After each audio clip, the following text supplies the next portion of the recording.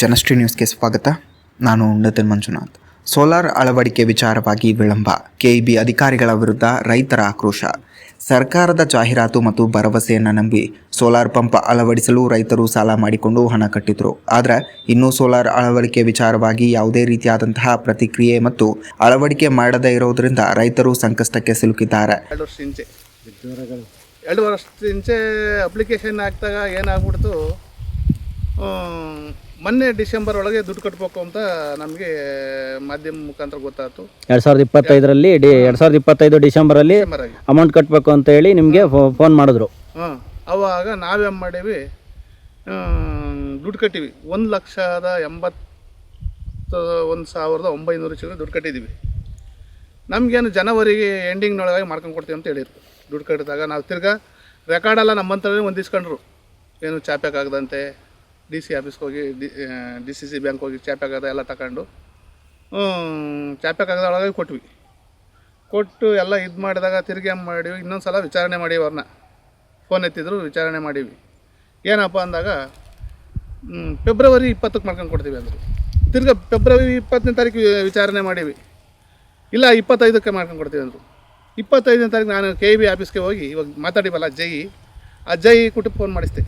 ಇಲ್ಲ ಸರ್, ಇನ್ನು 3 ದಿನದೊಳಗೆ ಮೆಟೀರಿಯಲ್ ಬರ್ತೈತೆ, ಮಾಡ್ಕೊಂಡು ಕೊಡ್ತೀವಿ ಅಂತ ಅಂದರು.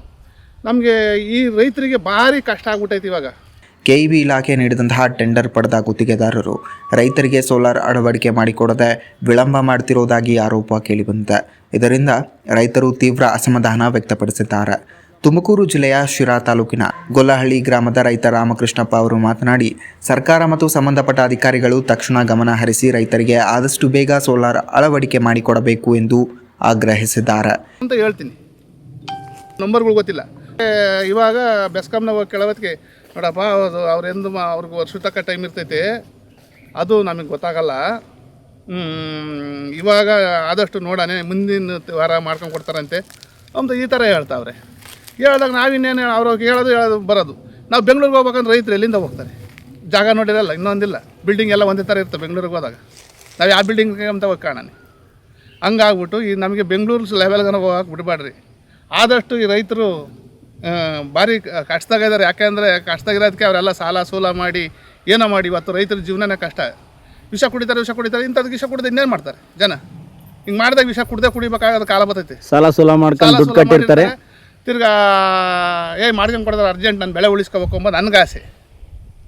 ಆ ಆಸೆ ಮೇಲೆ ದುಡ್ಡು ಕಟ್ಟಿದ್ದೀವಿ. ಇದನ್ನು ಏನಾದರೂ ಮಾಡಿ ಸರ್ಕಾರ ಮತ್ತು ಈ ಬೆಸ್ಕಾಂ ಅಧಿಕಾರಿಗಳು ಮತ್ತು ಎಲ್ಲರೂ ಸೇರಿ ಜವಾಬ್ದಾರಿ ತಗೊಂಡು ಇದೊಂದು ಕೆಲಸ ಮಾಡಿಸ್ಕೊಂಡು ಕೊಟ್ಟರೆ ರೈತರು ಎಷ್ಟೋ ನೆಮ್ಮದಿಗೆ ಇರ್ತಾರೆ. ಇನ್ನು ವಿಳಂಬ ಮಾಡಿದರೆ KEB ಕಚೇರಿ ಎದುರು ಧರಣಿ ನಡೆಸಲಾಗುವುದು ಎಂದು ಎಚ್ಚರಿಕೆ ನೀಡಿದ್ದಾರೆ. ಜೊತೆಗೆ ಸಮಸ್ಯೆಯನ್ನು ಬೇಗ ಬಗೆಹರಿಸದಿದ್ದರೆ ರೈತರು ವಿಷ ಕುಡಿಯುವ ಮಟ್ಟಿಗೆ ಪರಿಸ್ಥಿತಿ ಬಂದಿದೆ ಎಂದು ತಮ್ಮ ಅಸಮಾಧಾನ ವ್ಯಕ್ತಪಡಿಸಿದ್ದಾರೆ.